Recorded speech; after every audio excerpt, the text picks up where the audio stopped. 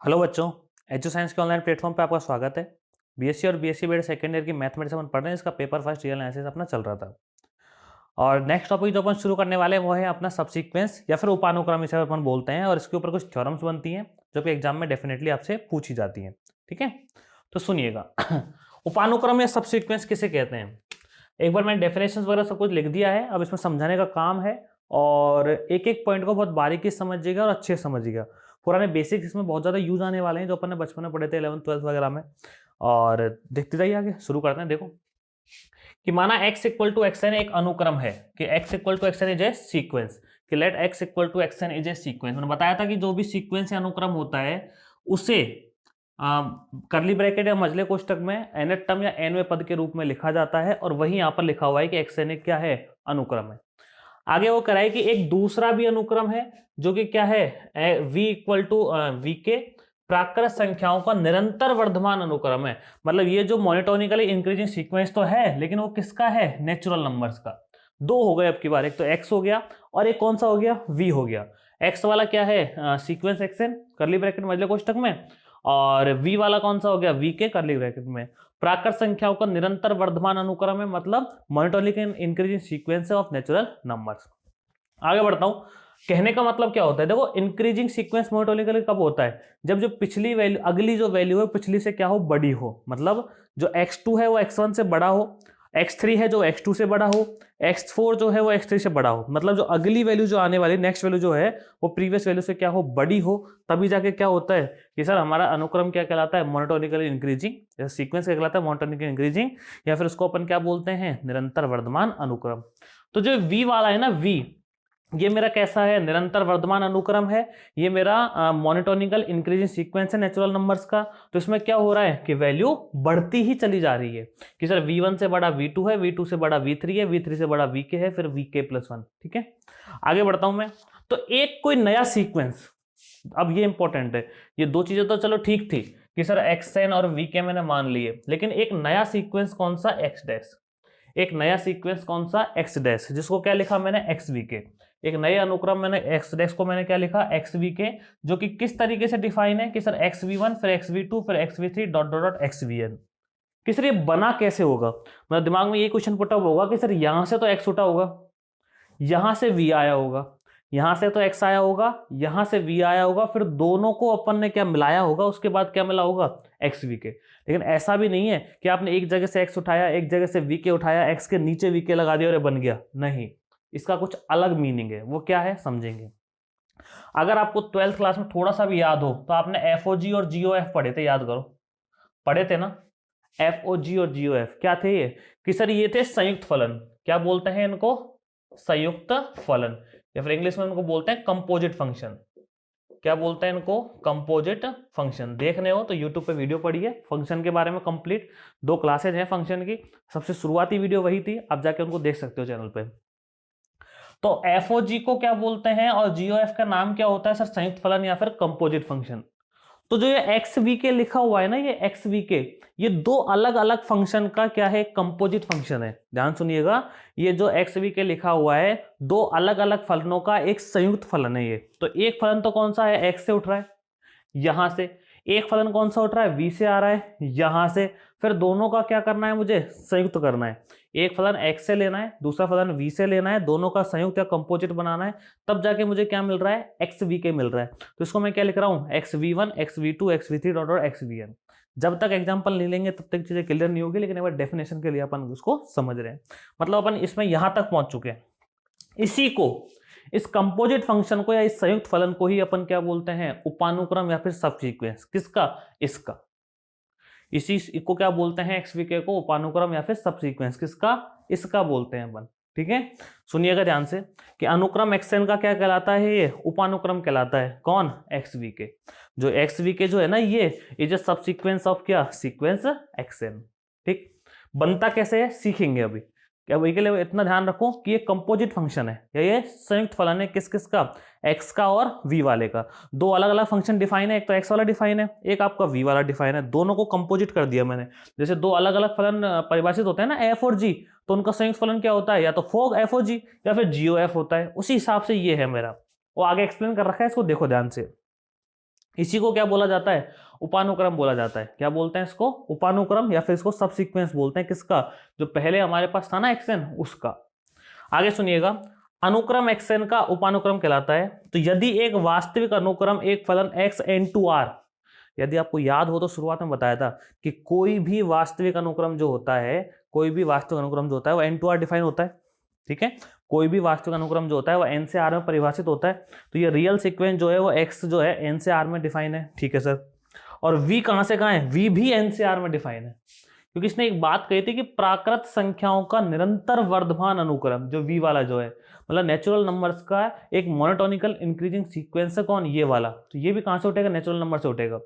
तो वैल्यू जो मिलेंगी वो कहां मिलेंगी, रियल नंबर्स में मिलेंगी। तो ये भी कहां से कहां डिफाइन है, एन से आर में। वी एन को क्या लिखा गया है, वी एन, मतलब कि वी वाले में यदि कोई वैल्यू एन लिखी जाएगी तो उसको वी के साथ में छोटा सा एन लिखना है मुझे। जैसे मैंने वन रखा तो वन की इमेज क्या बनेगी, वी वन। एक का प्रतिबिंब क्या बनेगा, वी वन। यदि मैंने दो रख दिया, एन से आर है ना, तो एन में तो प्राकृत संख्या है। प्राकृत संख्या कौन कौन सी होती है, एक दो तीन चार पांच छह कुछ ऐसी होती है। तो एक रखोगे तो वी वन की वैल्यू वी वन आ रही है, दो रखोगे तो वी टू की वैल्यू वी टू आ रही है, तीन रखोगे वी थ्री की वैल्यू वी थ्री आएगी। इस तरीके से ये बनता चला जाएगा, जो कि निरंतर वर्धमान है ना। तो इनका संयुक्त फलन किस किस का, एक्स का और वी का। मैंने बताया था ना कि दो अलग अलग फंक्शन है एफ और जी, दो अलग अलग फलन है एफ और जी, उनका कंपोजिट फंक्शन, उनका संयुक्त फलन क्या बोला जाता है, एफ ओ जी। ऐसे दो अलग अलग फंक्शन है, फलन है एक्स और वी। कौन कौन से, एक तो एक्स है, दूसरा वाला वी है, उनका कंपोजिट बनेगा या उनका संयुक्त बनेगा कौन सा, एक्स ओ वी। तो ये लिख दिया मैंने कहा एक्स ओ वी। ये भी कहां से कहां डिफाइन है, एन से आर में। जहां एक्स ओ वी एन को क्या लिखा गया है, एक्स वी एन, इस तरीके से लिखा गया है। एक्स वी के का मतलब एक्स वी एन की फॉर्म में। अनुक्रम एक्स एन का क्या कहलाता है, उपानुक्रम कहलाता है। या फिर if a real sequence a function x n to R define है आपका, वी वाला एन टू आर डिफाइन है, वी एन वाला वी एन है, that is monotonically increasing, then there composite function x o V n to R where x o V n equal to x V n is subsequence of sequence x n. समझ में आ गया हो, बहुत अच्छी बात है। नहीं आया हो आप थोड़ा सा पेशेंस रखिए, एक एग्जाम्पल देने वाला हूं, तब सारी चीज़ आपको क्लियर हो जाएंगी। तो बस नोट कर लीजिए, फिर अपन आगे बढ़ेंगे। डेफिनेशन पे ज़्यादा ध्यान मत देना, एग्जाम्पल्स के अकॉर्डिंग अपन समझेंगे, लेकिन डेफिनेशन पढ़ना जरूरी, आप जानते हो, क्योंकि बाद में फिर डेफिनेशन कहीं यूज करनी पड़ेगी या कहीं लिखी मिलेगी आपको, तो आप कहोगे समझा ही नहीं। ठीक है, हल्की सी चीज़ है। दो सीक्वेंस है अलग अलग, दो अलग अलग अनुक्रम कौन कौन है, एक तो एक्स वाला है और एक वी वाला है। ठीक है, इनका क्या किया, कंपोजिट फंक्शन बनाया, इनका क्या बनाया, संयुक्त फलन बनाया। कौन कौन सा, कि सर एक्स ओ वी, इनका एक संयुक्त फलन बनाया, कौन सा, एक्स ओ वी। उसी को अपन क्या बोलते हैं, सब सीक्वेंस या फिर उपानुक्रम बोलते हैं। किसका, एक्सएन का। उसी को अपन क्या बोलते हैं, सब सीक्वेंस या फिर उपानुक्रम एक्सएन का। खासियत क्या है इसमें, खासियत है कि जो वी वाला है ना, वी वाला जो अनुक्रम है, जो वी वाला अलग से सीक्वेंस है, वो आपका प्राकृत संख्याओं का निरंतर वर्धमान अनुक्रम होता है। मतलब वो मोनोटोनिकली इंक्रीजिंग सीक्वेंस होता है, किसका, नेचुरल नंबर्स का। ठीक है, ये छोटी छोटी बातें क्लियर हुई, आप लिखिए इनको। अगर आपको बताऊं चाहो तो इतना बता सकता हूं मैं आपको, देखना ये एफ ओ जी जी ओ एफ जो होते हैं ना, वो देखो सिंपल सिस्टम है। जैसे ये ए है, ये वाला बी है, ये वाला सी है, यहां से यहाँ एफ डिफाइन है, यहां से यहाँ जी डिफाइन है, तो यहां से यहाँ कौन सा डिफाइन होता है, एफ ओ जी और जी ओ एफ। पीछे से उठाते हैं, कौन सा होगा, जी ओ एफ। इस तरीके से संयुक्त फलन बनते हैं। और फंक्शन की, कंपोजिट फंक्शन की, मतलब फलन की और संयुक्त फलन की वीडियो मेरे YouTube channel maths by sir पर पड़ी हुई है, और शुरुआत में ये सबसे पहले वही वीडियोज है। आपको देखना हो, फंक्शन को अच्छे से पढ़ना हो, तो वहां जाके देख सकते हैं। ठीक है, चलिए आप इसे एक बार नोट कीजिए डेफिनेशंस को। हिंदी मीडियम वाले इसको लिखिए, इंग्लिश मीडियम कंप्लीटली इसको लिखिए, फिर अपन आगे बढ़ते हैं कि एक्चुअल में एग्जाम्पल्स के अकॉर्डिंग अपन इसको कैसे समझेंगे, कि कैसे किसी अनुक्रम का उपानुक्रम बनाया जाएगा, कैसे किसी सीक्वेंस का अपन को सब सीक्वेंस बनाना है। ठीक है, तो नोट करो, फिर आगे बढ़ते हैं।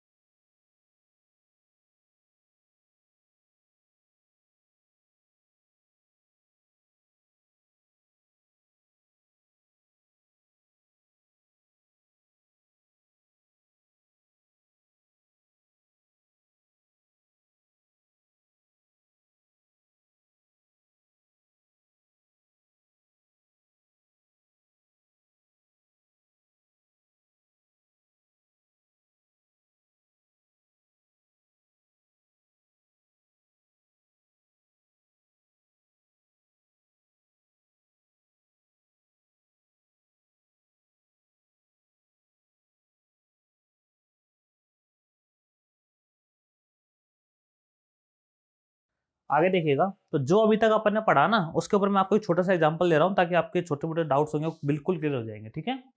काफी बार होता है कि लैंग्वेज से चीजें समझ में नहीं आती लेकिन एग्जांपल देने से डायरेक्टली समझ में आ जाती है। तो मैंने क्या किया, यहाँ पर दो अनुक्रम ले लिए सीक्वेंस, एक तो एक्स एन ले लिया जो कि 1/n की तरह डिफाइन है, n बिलोंग्स टू n। एक मैंने v ले लिया vn जो कि 2n-1 की तरह डिफाइन है, ठीक है, परिभाषित है। यदि इसको देखूं मैं तो इसमें एलिमेंट कौन कौन से आएंगे, तो n का मान 1 रखा जाए तो 1 आ जाएगा, फिर 3, फिर 5, फिर 7, फिर डॉट डॉट ऐसे चलेगा ये कि हाँ ठीक है सर। 1 रखोगे 2 एकम 2 माइनस 1 1 आ जाएगा, फिर 2 रखोगे 2 दूनी 4 माइनस 1 3 आ जाएगा, फिर 3 रखोगे 3 दूनी 6 माइनस 1 5 आ जाएगा, उसके बाद 4 रखोगे 4 दूनी 8 माइनस 1 7 आ जाएगा। तो इस तरीके से ये मेरे पास सारे के सारे एलिमेंट्स आ जाएंगे, इस तरीके से मेरे पास ये सारे के सारे अवयव आ जाएंगे। कोई किसी तरह की दिक्कत थोड़ी है सर, नहीं है।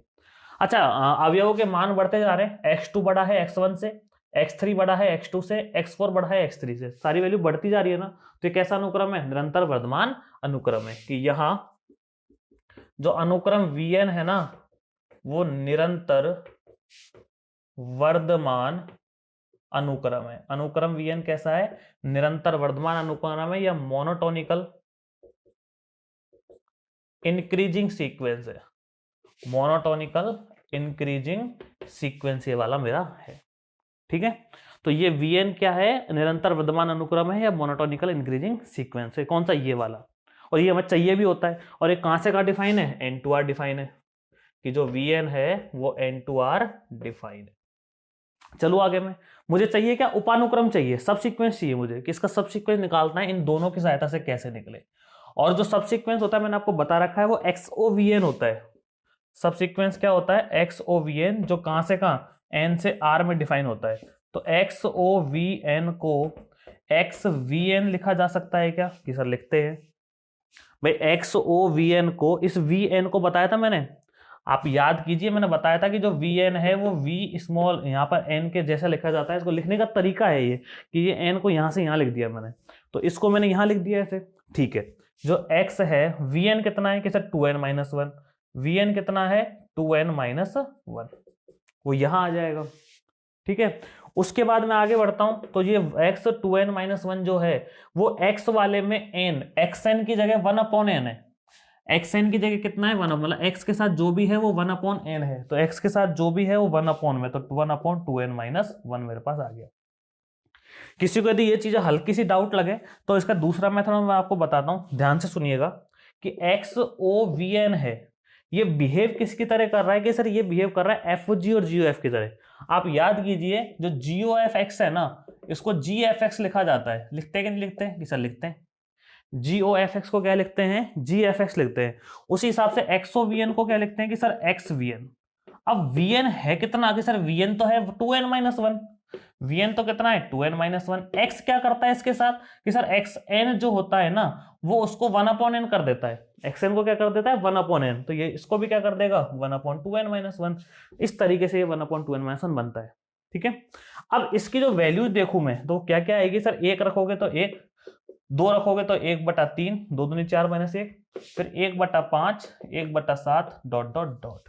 तो ये जो मुझे पास निकल के आया यहाँ पर इस तरीके से, मतलब x का और v का संयुक्त फलन, x का और v का कंपोजिट फंक्शन जो मेरे पास निकल के आया ये, इसी को बोलते हैं सब सीक्वेंस। इसको क्या बोलते हैं, सब सीक्वेंस। किसका, 1/n का, जो 1/n था ना मेरे पास ये इसका उपानुक्रम है, इसका उपानुक्रम है, इतना is subsequence of 1/n, is subsequence of 1/n। मतलब ये जो है वो इसका क्या है, उपानुक्रम है। मेरे हिसाब से आपको ये चीजें समझ में आ गई होंगी, एक बार और रिपीट कर रहा हूं, ध्यान से सुनिएगा।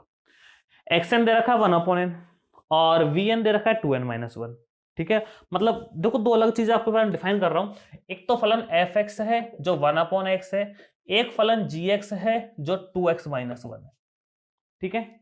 आपको इसका FOG निकालना है, क्या निकालना है आपको इसका FOGX। तो इसको लिखने का तरीका बनेगा FGX, बनेगा नहीं बनेगा सर, बनेगा f। gx की वैल्यू कितनी है 2x-1, gx की वैल्यू कितनी है 2x-1।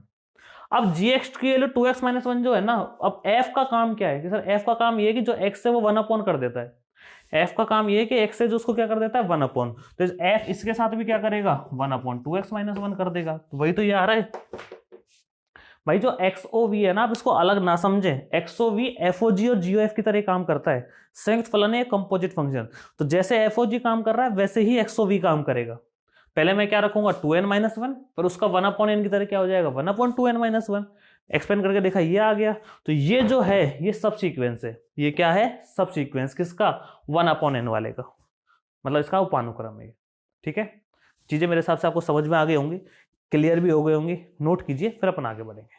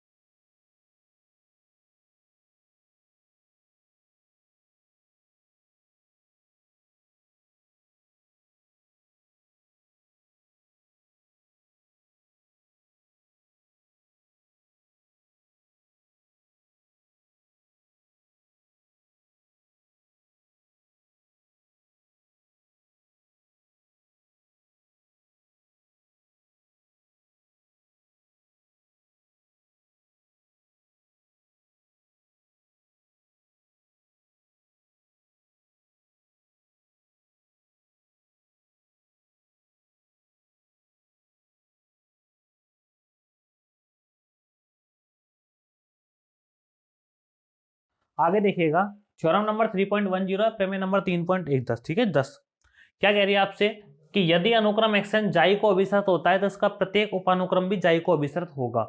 मतलब if a sequence xn converges to जाई then its every subsequence xvk is also convergent to जाई। मतलब कोई अनुक्रम यदि जाई को अभिसरित होता है तो इसका प्रत्येक उपानुक्रम, जितने भी इसके पॉसिबल सबसीक्वेंस होंगे ना, उपानुक्रम होंगे, वो सब के सब किसको अभिसरित होंगे जाई को अभिसरित होंगे। सब के सब किसको अभिसरित होंगे वो जाई को अभिसरित होंगे। ठीक है, चलिएगा और ध्यान से देखिएगा कि गिवन क्या है हमें, कि सर हमें गिवन है या दिया है कि xn जाई को अभिसरित होता है, कि जो अनुक्रम xn है वो किसको जाई को अभिसरित होता है, अनुक्रम xn जाई को अभिसरित होता है। अब कोई भी सीक्वेंस या अनुक्रम xn जाई को अभिसरित होगा, लिख देना कि सीक्वेंस xn कन्वर्जेस टू जाई, इंग्लिश मीडियम में लिख लो भले लिखना चाहो साथ साथ, कि सीक्वेंस xn कन्वर्जेस टू जाई, कन्वर्जेस टू जाई। ठीक है सर, इसको लिखने का तरीका मैथमेटिकली दो तीन चीजें होती हैं कि तो limit n tends to infinity xn equal to क्या आना चाहिए जाई, और सर मॉड xn माइनस जाई, काफी बार बताया है, लेस देन होना चाहिए epsilon for all n greater then कितना हो n0। ये सब कुछ अपन पहले पढ़ चुके हैं कि यदि कोई भी सीक्वेंस xn जाई को कन्वर्ट कर रहा है या कोई भी अनुक्रम xn जाई को अभिसरित हो रहा है तो limit n tends to infinity xn बराबर जाई होता है, और mod xn minus xi less than epsilon होता है for all n greater than n0। Proof क्या करना है देखिएगा, टू प्रूव कि सर प्रूफ ये करना है कि इसका कोई भी जो सबसीक्वेंस होगा या इसका कोई भी जो उपानुक्रम होगा, किसका उपानुक्रम, इसका किसका xn का, कि सीक्वेंस xn का उपानुक्रम, सीक्वेंस xn का उपानुक्रम कौन सा, कि सर xvk, कोई सा भी हो xvk में कोई सा होता है, हर सारे आ गए इसमें। ठीक है, k की वैल्यू आप अलग अलग रखते जाओगे आपको सारे सब सीक्वेंस मिल जाएंगे, कि xn का उपानुक्रम xvk जाई को अभिसरित होता है, जाई को अभिसरित होता है, xn का उपानुक्रम xvk जाई को अभिसरित होता है। लिखने का तरीका कि सर मॉड xvk माइनस जाई, क्या लिखोगे मॉड xvk माइनस जाई। जैसे देखिएगा यहां जब n था तो वो n ग्रेटर देन था n0, उसी हिसाब से जब यहां vk है तो फॉर ऑल मुझे क्या लाना पड़ेगा vk ग्रेटर देन n0। ठीक है, ऐसा हमें प्रूफ करके लेके आना है। तो देखिए अब प्रूफ, इसका प्रूफ में हमारे पास क्या है कि जो सीक्वेंस xn है, अनुक्रम xn है, उसका उपानुक्रम, अनुक्रम xn का जो उपानुक्रम है वो xvk तो है ही, अनुक्रम xn का जो उपानुक्रम है वो xvk तो है ही, कोई दिक्कत वाली बात नहीं है। ठीक है, आगे देखिएगा, तथा कि एप्सिलॉन ग्रेटर देन 0 के लिए, तथा एप्सिलॉन ग्रेटर देन 0 के लिए n0 एक स्थिर राशि इस प्रकार विद्यमान, n0 एक स्थिर राशि विद्यमान है, n0 एक स्थिर राशि विद्यमान है। xn का उपानुक्रम तो xv के बोल दिया मैंने, और एप्सिलॉन ग्रेटर देन 0 के लिए n0 एक स्थिर राशि है, वो क्या है भैया, विद्यमान है। आप हिंदी मीडियम में लिखिए कि xvk is subsequence of xn, xvk is subsequence of xn, then there exists n0, then there exists n0 a constant number, a constant value, there exists n0 a constant number, a constant value for epsilon greater than 0, there exists a constant number, a constant value n0 for epsilon greater than 0। ठीक है, ये मैंने यहां पर लिख दिया। अब ये बात चल रही सारी सारी किसकी, xn के लिए, सेम xvk के लिए भी होगा यदि उसका उपानुक्रम वो है तो, है ना। इसी प्रकार उपानुक्रम जो xvk है, देखो अनुक्रम तो ये भी है, उपानुक्रम भी, या जो सबसीक्वेंस होता है वो खुद भी सीक्वेंस होता है, उपानुक्रम भी खुद क्या होता है, एक अनुक्रम होता है। ठीक है, इसी प्रकार xvk के लिए एक राशि vk0 इस प्रकार विद्यमान होगी कि vk0 इस प्रकार विद्यमान होगी कि इस प्रकार विद्यमान होगी कि जो vk0 है वो किससे बड़ा मान लिया मैंने, n0 से। vk0 मैंने किससे बड़ा मान लिया, n0 से मान लिया। ठीक है, लेकर आना है vk ग्रेटर देन n0, लेकिन जब ये xvk जो है ये खुद भी तो क्या है, कोई ना कोई उपानुक्रम है, मतलब खुद में भी तो अनुक्रम है ये। भाई मैंने मान लिया कि xvk इसका सब सीक्वेंस है, लेकिन ये खुद भी तो एक सीक्वेंस है। जब खुद भी एक सीक्वेंस है तो इसके लिए कोई ना कोई ऐसा नंबर होगा vk0 जो किससे बड़ा रख ले, हम उसको n0 से बड़ा ले लें। आप एक लाइन लिखिएगा, similarly there exists vk0 such that there exists vk0 for xvk such that vk0 greater than n0। ठीक है, यहां तक आगे बात, चलो ठीक है आगे बढ़ते हैं। सिंस जो अनुक्रम आपका xvk है, ये वाला जो है ना vk वाला, xvk जो आपका उपानुक्रम है वो खुद भी तो एक निरंतर वर्धमान अनुक्रम होता है। पढ़ा होगा आपने कि साहब ये वर्धमान है तो निरंतर वर्धमान दोनों ही है। एक कैसा अनुक्रम है, वर्धमान अनुक्रम है। कैसा अनुक्रम है ये, पढ़ते आ रहे हैं अपन कि वीके वाला क्या होता है, निरंतर वर्धमान होता है, कि ये एक इंक्रीजिंग सीक्वेंस है। कैसा है ये, एक इंक्रीजिंग सीक्वेंस है ये। ठीक है जी, xvk एक वर्धमान अनुक्रम है, xvk is increasing sequence, then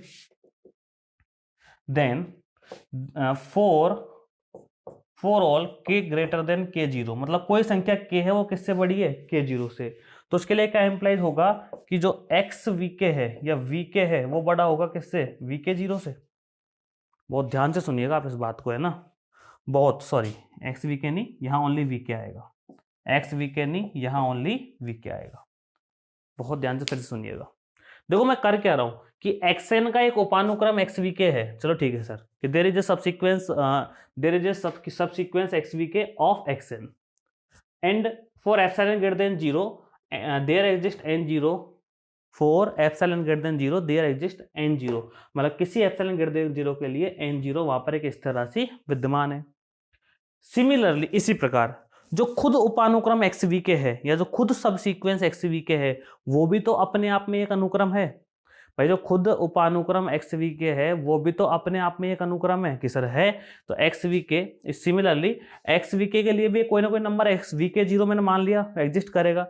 जैसे यहाँ पर होता था ना कि सर xn यदि आपका अभिसारी हो रहा है तो n ग्रेटर देन n0 होता है, क्योंकि xn एक अनुक्रम है।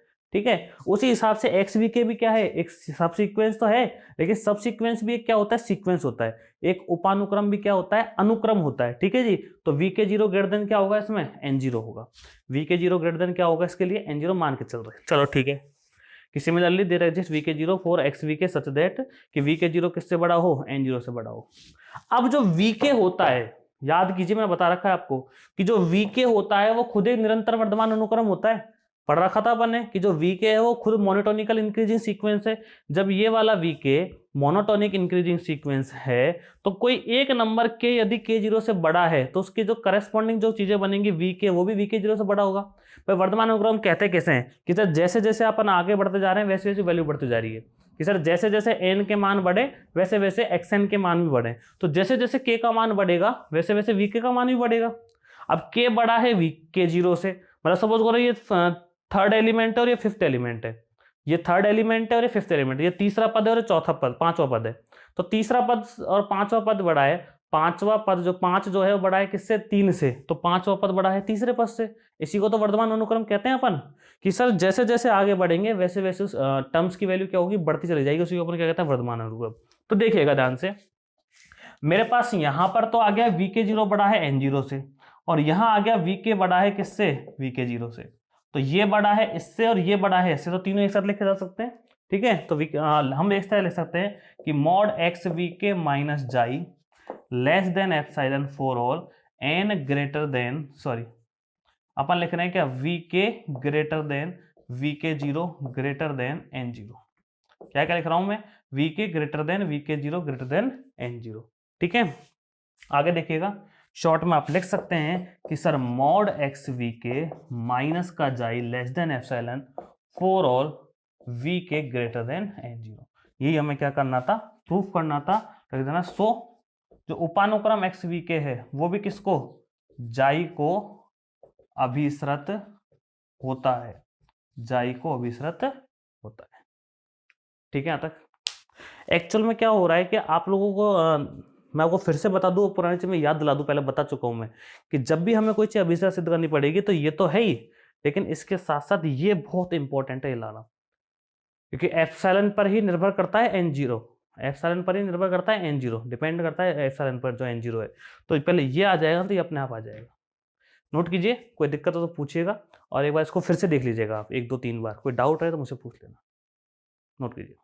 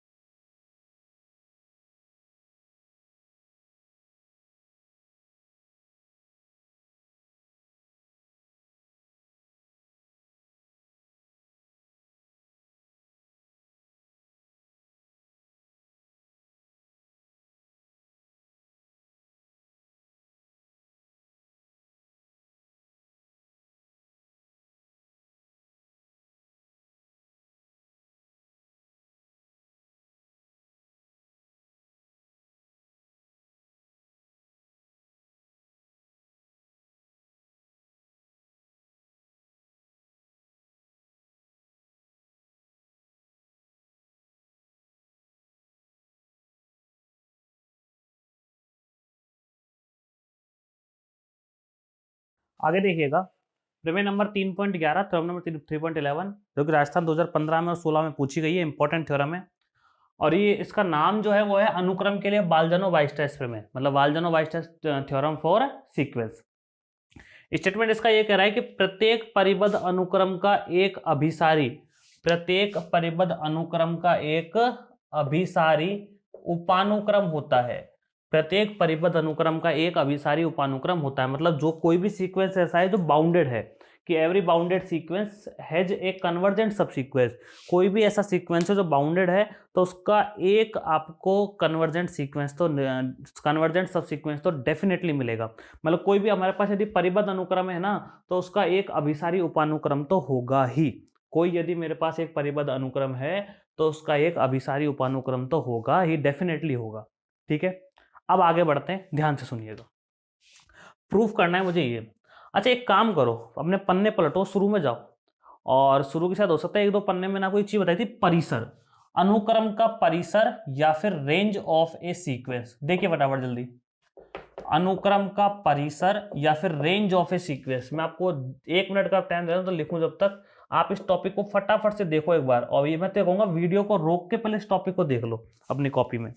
शुरू में जब चैप्टर स्टार्ट किया था ना तो शुरू में बेसिक जो डेफिनेशंस बताई थी उसमें बताया था मैंने आपको कि अनुक्रम का परिसर क्या होता है, मतलब रेंज ऑफ सीक्वेंस क्या होती है, और ऐसा मैंने एक थ्योरम में आपको पहले भी बता चुका हूं, ठीक है, देख लिया होगा आपने।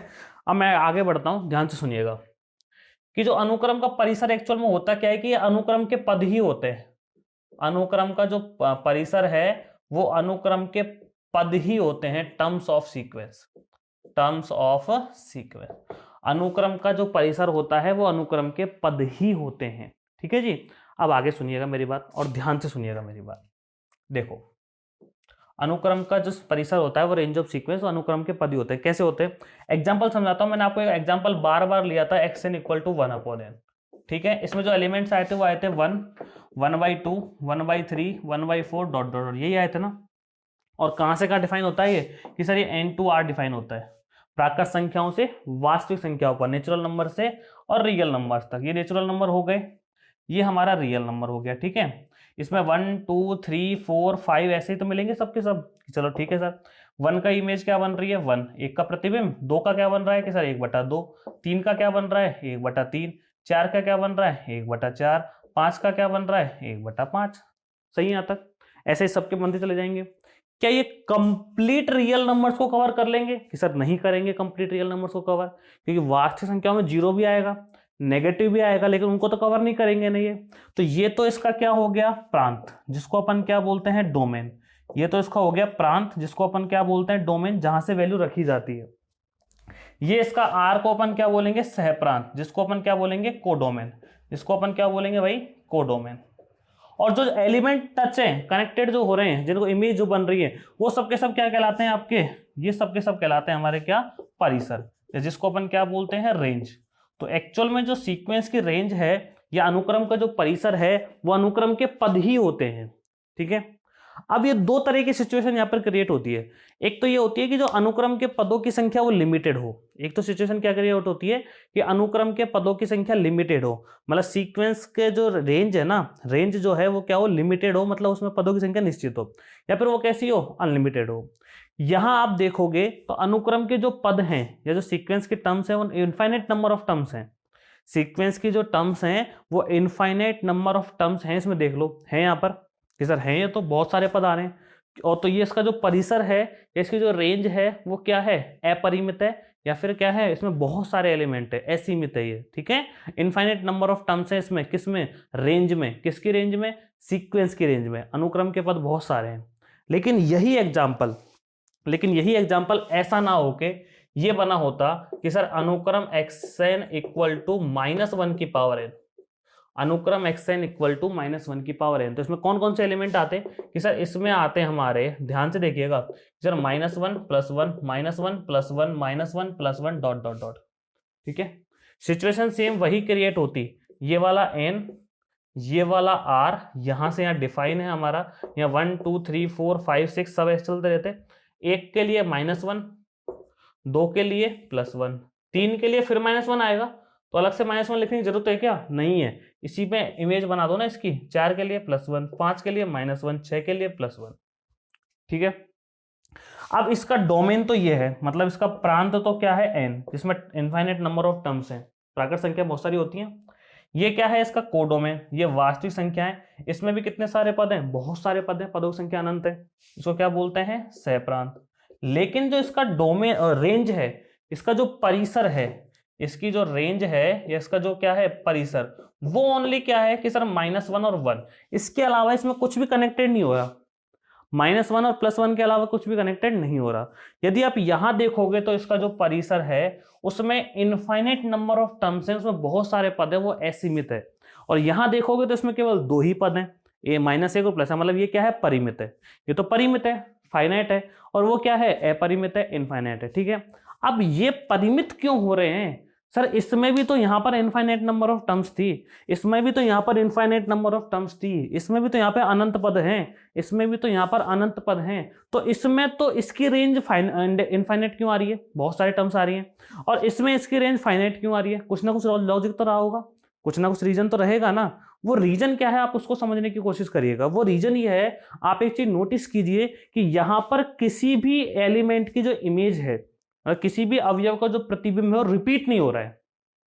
यहां पर किसी भी एलिमेंट की जो इमेज है या किसी भी अवयव का जो प्रतिबिंब है वो रिपीट नहीं हो रहा, सबका अलग अलग बन रहा है, 1 का 1, 2 का 1/2, 3 का 1/3, 4 का 1/4। लेकिन यहां क्या हो रहा है, रिपीटेशन होता चला जा रहा है।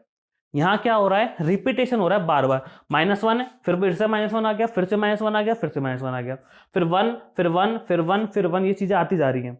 तो मैं आपको ये समझाना चाह रहा हूं कि यदि कभी भी किसी सीक्वेंस की रेंज सीमित है, यदि कभी भी किसी अनुक्रम का जो परिसर है वो परिमित है, तो वहां से आप ये लॉजिक समझेंगे कि उसके कोडोमेन में, उसके सह प्रांत में अवयवों की पुनरावृत्ति बार बार हुई होगी, मतलब एलिमेंट्स के क्या हो रहे होंगे, रिपीटेशन हो रहा होगा। लेकिन यदि उसकी जो रेंज है वो इनफाइनाइट है, उसमें असीमित पद हैं, अपरिमित पद, उसमें बहुत सारे पद हैं उसमें, ठीक है, तो उस टाइम कोई रिपीटेशन नहीं होगा। तो सिंपल सा लॉजिक है कि यदि, जो इस पूरे समझाने का जो निष्कर्ष निकल के आता है, या इसको जो आप समरी समझोगे, वो ये है कि यदि किसी सीक्वेंस की रेंज जो है, यदि किसी अनुक्रम का जो परिसर है, वो परिसर यदि सीमित है या परिमित है, यदि किसी अनुक्रम का परिसर परिमित है, यदि किसी अनुक्रम की जो रेंज है वो क्या है, हमारी फाइनाइट है, तो डेफिनेटली उसमें जो टर्म्स हैं या अवयव हैं उनका क्या हो रहा होगा, रिपीटेशन हो रहा होगा, बार बार कोई, मतलब कम से कम एक एलिमेंट तो ऐसा होगा जो बार बार आता चला जाएगा, जिससे अंत नहीं बनेंगे। लेकिन जब ये अलग अलग आ रहे हैं, ठीक है, असीमित जब है ये, तो अब की बार क्या होगा कि सर इसमें कोई रिपीट होने की जरूरत नहीं है, यहाँ तो सब क्या होंगे, अलग अलग बन जाएंगे। तो इतना सबका निष्कर्ष ये है। आप अपनी लैंग्वेज में इसको रफली जैसे भी नोट करना चाहो आप कर सकते हो, फिर मैं आगे बढ़ूंगा अपने थ्योरम की ओर, ठीक है। इसका मतलब क्या हो, जो रेंज है ना, जब भी अनुक्रम परिबद्ध होगा या फिर बाउंडेड होगा, तो जो रेंज है वो दो पार्ट में बटेगी, मतलब दो केस में क्वेश्चन चलेगा। एक तो चलेगा केस फर्स्ट, जिसमें तो अपन रेंज को क्या लेकर चलेंगे, फाइनाइट लेकर चलेंगे। एक चलेगा केस सेकंड, जिसमें अपन रेंज को इनफाइनाइट लेकर चलेंगे। तो नोट कीजिए, फिर अपन आगे बढ़ते आगे देखिएगा। तो मैं लिख रहा हूं इसमें केस फर्स्ट। तो केस फर्स्ट में इसमें क्या लेके चल रहा हूं कि सर केस फर्स्ट लेके चल रहा हूं कि जो रेंज है सीक्वेंस की, range of sequence is finite. मतलब मैं लेकर चल रहा हूं कि जो अनुक्रम का परिसर है, जो अनुक्रम का परिसर है वो कैसा है, परिमित है। परिसर कैसा है, परिमित है। तो जब अनुक्रम का परिसर परिमित है या रेंज जो है सीक्वेंस की फाइनाइट है, तो डेफिनेटली किसी न किसी नंबर का रिपीटेशन हो रहा होगा, ठीक है। चलिए, केस फर्स्ट मैंने उठा लिया, लैंग्वेज लिख रहा हूं इसमें, चूंकि अनुक्रम xn का, चूंकि पहले हिंदी में लिख दो फिर इंग्लिश में लिखूंगा, अनुक्रम xn का परिसर परिमित है। परिसर कैसा है, परिमित है। तो चूंकि अनुक्रम xn का परिसर परिमित है, तो इसमें निश्चित रूप से किसी एक अवयव की बार बार पुनरावृत्ति हुई होगी, बार बार पुनरावृत्ति हुई होगी। ये थोड़ी देर बाद समझा गया मैंने, सही बोल रहा हूं ना मैं, कि चूंकि अनुक्रम xn का परिसर परिमित है, तो इसमें निश्चित रूप से किसी अवयव की बार बार पुनरावृत्ति होगी। माना वह अवयव स्मॉल a है, माना वह अवयव कौन सा मान लिया मैंने, स्मॉल a है। मतलब स्मॉल a जो एलिमेंट है बार बार रिपीट हो रहा है, ठीक है। अब जो small a bar bar repeat हो रहा है, उसी को मैंने क्या मान लिया, उसका जो पार्टीशन है उसको मैंने क्या मान लिया, सबसीक्वेंस या फिर उपानुक्रम। कि माना एक उपानुक्रम, वो हमारे पास क्या मान लिया मैंने, ए सारे ए वाले मैंने ले लिए, जो बार बार रिपीट होता है ना वो मैंने क्या ले लिया, ए ले लिए, ठीक है। कि माना एक उपानुक्रम क्या है, ए वाला है, तो ये सब में ए आ रहा है, तो इसका सीमा बिंदु क्या हो गया, ए, और ए को क्या हो जाएगा, ये अभिसरित हो जाएगा। सारे क्या हो गए, ए हो गए ना, तो ए को ही क्या हो जाएगा, ये अभिसरित हो जाएगा। इसलिए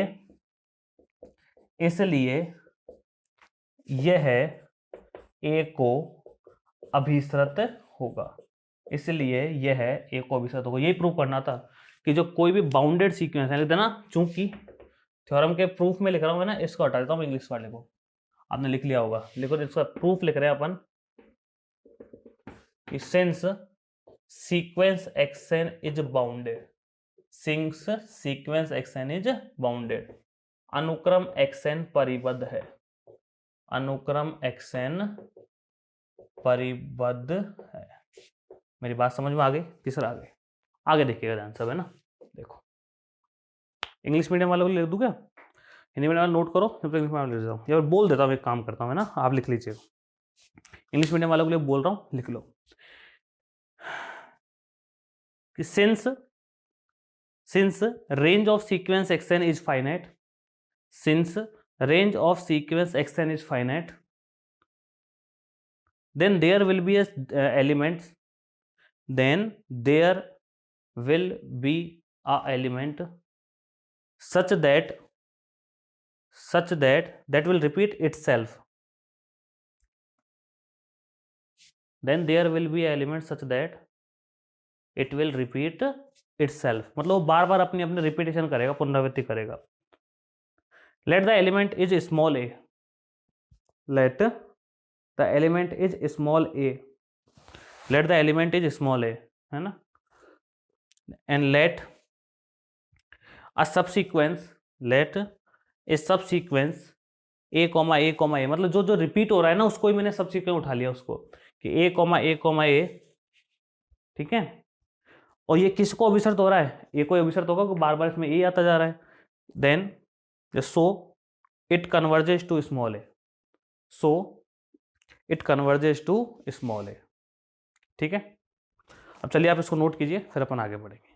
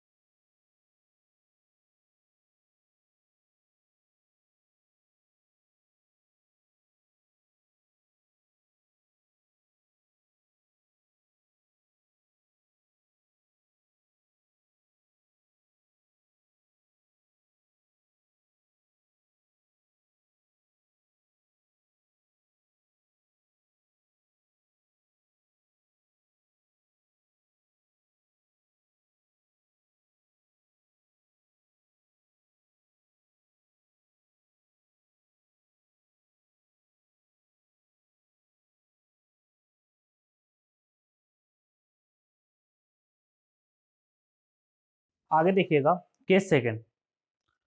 अब केस सेकंड में क्या, लैंग्वेज बहुत ज्यादा है, इस वजह से मैंने पहले वो लिख दिया है ना. अब अपन इसको समझते हैं कि लाइन को क्या कहना चाह रहा है वो. ठीक है, सुनो कि केस सेकंड जो अपना चलेगा उसमें होगा कि range of sequence is infinite, मतलब अनुक्रम का परिसर अपरिमित. अब केवल वैल्यू क्या आने वाली, बहुत सारी आने वाली है, और कोई रिपीटेशन नहीं होगा. रिपीटेशन केवल किस में हो रहा था, केस फर्स्ट में हो रहा था. ठीक है, चलिएगा. इस स्थिति, इंग्लिश मीडियम वाले साथ साथ लिखते चले, मैं एक लाइन इसको हिंदी में पढ़ूंगा, फिर समझाऊंगा, फिर आपको लिखना है. ठीक है, तीनों काम एक साथ चलेंगे. कि इस स्थिति में परिसर वास्तविक संख्याओं का असीमित परिबद्ध उपसमुच्चय है. कि सर है कैसे, देखो n2r डिफाइन होता है, x जो n जो होता है ना, कहां से कहां, n से r डिफाइन होता है. और जो इसका परिसर होता है, जो रेंज होती है, ये तो कोडोमेन होता है, सह प्रांत. उसी में से तो कुछ एलिमेंट छटके है, उसी में से तो कुछ अवयव छटके, अपन पास क्या बनती है, रेंज बनती है. उसी में से कुछ अवयव छटके मेरे पास रेंज या फिर परिसर बनता है. ठीक है ना, तो ध्यान से सुनिएगा. तो जो रेंज बनेगी वो इसी में से तो कुछ छटकर बनेगी, तो इसका तो सबसेट होनी ही है, इसका तो वो उपसमुच्चय होनी ही है. ठीक है, तो वही लाइन लिखी गई है. इस स्थिति में परिसर जो है ना, वास्तविक संख्याओं का एक असीमित, असीमित क्यों, क्योंकि परिसर अपरिमित है, परिमित बहुत सारे टर्म्स हैं, असीमित परिबद्ध हो गई. ठीक है, क्योंकि परिबद्ध को दे ही रखा है उसने. उपसमुच्चय है कौन, हमारा ये परिसर. वास्तविक संख्याओं की बात चल रही है, क्योंकि कोडोमेन इसका वास्तविक संख्या होती है, सहप्रांत. और असीमित परिबद्ध उपसमुच्चय क्यों है, क्योंकि सर खुद ने दे रखा है कि कंडीशन अपन अपरिमित ले चल रहे हैं, असीमित लेकर चल रहे हैं. और परिबद्ध कैसा है, परिबद्ध तो होगा ही, वो उपसमुच्चय तो हमारे पास बनेगा ही, क्योंकि वास्तविक संख्याओं में से मान छाटे जाएंगे इस वजह से. ठीक है, ध्यान रखिएगा. परिसर जो होता है वो सहप्रांत में से कुछ मान छाटे जाते हैं. तो सहप्रांत क्या है, हमारे पास वास्तविक संख्याएं, रियल नंबर्स. तो उन्हीं में से कुछ वैल्यू ली जाएंगी, वो क्या बनेगा, उसका परिसर बनेगा, या फिर उसका क्या बनेगा, आपका रेंज बनेगी वो. ठीक है, अब सुनिएगा ध्यान से, लिखिएगा. In this case range will be infinite, range will be infinite bounded subset of real numbers, infinite bounded subset of real numbers. ठीक है, परिसर जो होगा ना वो इसी में से छटेगा, सहप्रांत में से. तो सहप्रांत तो वास्तविक संख्या है, तो उनमें से कुछ संख्या छाटोगे तो वही वास्तविक आएंगे, लेकिन होंगी इसके क्या, उपसमुच्चय में चले जाएंगे. ठीक है, अब हम जानते हैं प्रत्येक परिबद्ध अनुक्रम का कम से कम एक सीमा बिंदु होता है. ये थ्योरम अपन प्रूव कर चुके हैं. We know that every bounded sequence has at least one limit point. हम ये पहले प्रूव कर चुके हैं कि प्रत्येक परिबद्ध अनुक्रम का कम से कम एक सीमा बिंदु होता है। तो वी हैव प्रूव्ड दैट या वी नो दैट कि every sequence, every bounded sequence has at least one limit point, prove कर चुके हैं। ठीक है, तो इसका भी होगा कोई ना कोई। तो मैंने क्या मान लिया, जाई, कि माना इस अनुक्रम का सीमा बिंदु कितना है, जाई, कि let limit point of this sequence is xi, let limit point of this sequence is xi. ठीक है, तो जब लिमिट पॉइंट जाई है, सीमा बिंदु जाई है, तो सीमा बिंदु जाई की डेफिनेशन क्या होती है कि सर जाई के प्रतिवेश में अनुक्रम के अनंत पद विद्यमान होंगे। लिमिट पॉइंट की डेफिनेशन है ना ये, कि जाई के प्रतिवेश में अनुक्रम के अनंत पद विद्यमान होंगे। तो जाई के प्रतिवेश में, जाई का प्रतिवेश होता है xi minus epsilon, xi plus plus epsilon, अनुक्रम के अनंत पद विद्यमान होंगे। There will be infinite number of terms in the there will be infinite number of terms in the neighborhood जाई माइनस एप्सिलॉन और जाई plus epsilon, neighbourhood of limit point. ठीक है, चलो मैंने मान लिया कि एप्सिलॉन की वैल्यू 1 है, अपने मन से मान लिया। क्या मान लिया मैंने, एप्सिलॉन की वैल्यू कितनी है, 1। तो यहाँ पर कितना आएगा, जाई माइनस 1 और जाई प्लस 1, किसे लिख दिया, जाई माइनस 1। ये लैंग्वेज बहुत ज्यादा थी, इस वजह से मैंने इसको पूरे को एक साथ लिख दिया। ठीक है, बाकी जो समझाने वाली चीजें आएंगी वो मैं आपको डायरेक्टली बोर्ड पर सोल्व करूंगा, है ना। चलते चलो, एप्सिलॉन की वैल्यू मैंने 1 ले ली, तो ये जाई माइनस 1 और जाई प्लस 1 बन गया प्रतिवेश, नेबरहुड इसका। ठीक है सर, इसमें अनुक्रम xn के अनंत पद विद्यमान होंगे। ठीक है, कि let epsilon equal to 1, then there will be infinite number of terms of xn, there will be infinite number of terms of xn in the neighbourhood of xi, जो क्या है, जाई माइनस 1 और जाई प्लस 1।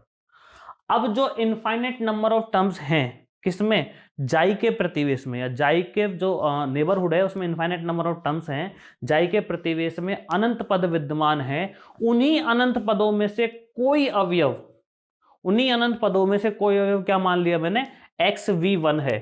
उन्हीं अनंत अवयवों में से मैंने कोई एक पद क्या मान लिया, अवयव xv1 है, कि let element from them, let a element from them is xv1। देखो सुनो, इसमें अनुक्रम के अनंत पद विद्यमान है जाई के प्रतिवेश में, तो उनमें से ही मैंने कोई एक अवयव छांट लिया। कौन सा ले लिया, xv1। कौन सा ले लिया मैंने, xv1। ठीक है, इसी प्रकार अब जैसे आपने एप्सिलॉन इक्वल टू 1 रखा था ना, यदि मैं एप्सिलॉन इक्वल टू 1/2 रख दूं, तो पहले तो प्रतिवेश बड़ा था, epsilon 1 minus 1 epsilon 1/2, epsilon minus 1 और एप्सिलॉन प्लस 1 वाला। अब यदि मैं एप्सिलॉन की जगह 1 रख दूं, सॉरी मैं उल्टा बोल गया, जाई माइनस 1 और जाई प्लस 1 एक बहुत बड़ा प्रतिवेश होगा, उसमें जो अनुक्रम xn है उसके अनंत पद विद्यमान होंगे, उसमें सीक्वेंस xn की इनफाइनाइट नंबर ऑफ टर्म्स विद्यमान होगी। अब मुझे करना क्या है, मुझे अब एप्सिलॉन की वैल्यू 1 रखनी है, मतलब इस मुझे नेबरहुड को छोटा करना है। ठीक है, पहले इतना बड़ा था 1 पे, अब हम 1/2 पर इसको लिया है। ठीक है, इसमें भी तो कोई ना कोई xv1 के जैसा xv2 विद्यमान होगा, इसमें भी तो अनुक्रम के अनंत पद विद्यमान होंगे। तो मान लीजिए इसमें कौन है, एप्सिलॉन की वैल्यू 1/2 रखी, तो जो इसका प्रतिवेश नेबरहुड बना, क्या बना, जाई माइनस 1/2 और जाई प्लस 1/2। मान लीजिए इसमें कोई एलिमेंट कौन सा है, xv2, और इस तरीके से है कि xv2 बड़ा है किससे, xv1 से। इस तरीके से है कि xv2 बड़ा है किससे, xv1 से। इसी प्रकार xn का एक उपानुक्रम xv के प्राप्त होगा। अब मैंने 1/2 रखा, अगली बार 1/4 रख दो, 1/3 रख दो, 1/5, 1/6, 1/7 रखते चलो तो उपानुक्रम छोटा होता चल जाएगा, उसमें एलिमेंट्स और आते चले जाएंगे। इस वाले में कौन से आए थे, xv1, फिर xv2, फिर xv3, फिर xv4, फिर xv5, ऐसे छोटे छोटे एलिमेंट आते चले जाएंगे। ठीक है, उसके लिए होगा क्या कि v1 से बड़ा v2, v2 से बड़ा v3, v3 से बड़ा कौन सा, vk। लिखने का तरीका क्या होगा, xvk लिया जो मैंने, xvk मैंने लिया, मैंने मान लिया कि वो जाई का कोई प्रतिवेश बन रहा है, जैसे 1 आया, फिर 1/2 आया, फिर 1/3 आएगा, 1/4 आएगा, सबको मिला के मैंने क्या बोल दिया, 1/k। तो जो xvk है वो जाई के जो 1/k वाली टर्म होगी, भाई ये 1 के लिए था, फिर 1/2 के लिए था, फिर k के लिए आएगा, तो k भी जो टर्म होगी ना वो xvk होगा, वो जाई माइनस 1/k और जाई प्लस 1/k के बीच में होगा। ठीक है, अब इसको लिखने का तरीका मोड में यही होता है, मैंने बता रखा है आपको। ठीक, अभी प्रूव नहीं हुआ है, प्रूव करने के लिए क्या लेकर आना है कि सर मुझे लेकर आना है प्रूव करने के लिए कि ये एप्सिलॉन से छोटा होना चाहिए। तो सुनिएगा, मैं मानूंगा यहाँ पर कि माना एप्सिलॉन ग्रेटर देन 0 के लिए, एप्सिलॉन ग्रेटर देन 0 के लिए k0 एप्सिलॉन लेस देन 1 विद्यमान है, k0 belongs to capital N इस प्रकार विद्यमान है कि k0 एप्सिलॉन लेस देन 1, मतलब एप्सिलॉन छोटा है किससे, एप्सिलॉन छोटा है किससे, 1/k0 से। एप्सिलॉन छोटा है किससे, 1/k0 से, या फिर आप लिख सकते हो 1/k0 बड़ा है किससे, एप्सिलॉन से।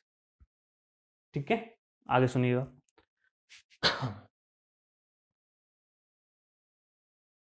देखो अब k ग्रेटर देन k0 यदि है, k ग्रेटर देन k0 यदि है, तो इंप्लाइज करेगा 1/k लेस देन 1/k0, हाँ या ना भाई। यदि k ग्रेटर देन k0 है तो 1/k less than 1/k0 implies करेगा, उल्टा करते ही लेस देन हो जाएंगे। ठीक है, अच्छा एक चीज और ध्यान रखिएगा, आप एक काम करना है यहाँ पर, इसको ग्रेटर देन लेकर चलना। ठीक है जी, क्या लेकर चलना है इसको, ग्रेटर देन। तो अब ध्यान से देखो, इस वाली कंडीशन को उठा रहा हूं कि मॉड एक्स वी के माइनस का जाई लेस देन 1/k, ये छोटा है 1/k0 से और ये छोटा है किससे, एप्सिलॉन से। ग्रेटर देन लेकर चलने की कंडीशन है ना भाई। इसको उठाया मैंने यहां से कि मॉड एक्स वी के माइनस का जाई लेस देन 1/k, ये छोटा है 1/k0 से और जो छोटा है किससे, एप्सिलॉन से।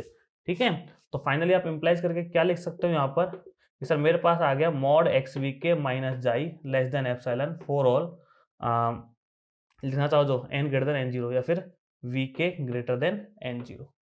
तो ऐसी स्थिति में क्या होता है कि उपानुक्रम जाइको अभिसृत होता है, या लिख देना सबसीक्वेंस एक्स वी के कन्वर्जेस टू जाई। थ्योरम को एक बार नहीं, दो बार नहीं, 10 बार कम से कम देखिएगा। ठीक है, बार बार देखिएगा, कोई डाउट रहे तो इसमें दोबारा देखिएगा, फिर भी डाउट रहे तो फिर मुझसे पूछिएगा। ठीक है, तो नोट करो, बाकी मिलेंगे आपसे नेक्स्ट क्लास में। Thank you very much.